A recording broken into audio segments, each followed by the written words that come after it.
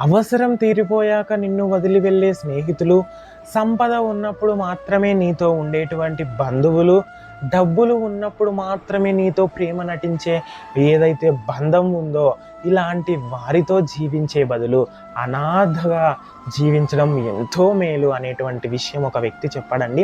చాలా ఆకర్షణీయంగా అనిపించింది నాకు. అంతే కదండి, ఎవరైనా అవసరం తీరిపోయాక వదిలి వెళ్ళేటువంటి ఆ యొక్క స్నేహితులు ఉన్నా ఒకటే, లేకపోయినా ఒకటే.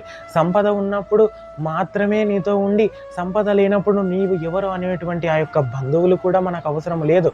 డబ్బులు ఉన్నప్పుడు మాత్రమే నీతో ప్రేమగా ఉండేటువంటి ఆ యొక్క బంధము కూడా అవసరం లేదు. మనకు ఎటువంటి బంధము కావాలి? ప్రేమ, అనురాగము, ఆప్యాయత, కష్ట సుఖాల్లో కూడా పాలు పంచుకునేటువంటి ఆ యొక్క బంధమై ఉండాలి. కాబట్టి ఇవన్నీ లేకపోయినా కనీసం మనం అనాదిగా ఉండటమే ఎంతో మేలు. ఇవన్నీ కూడా మనకు మోసాలు ఇవన్నీ కూడా మనకు అవసరం లేదండి.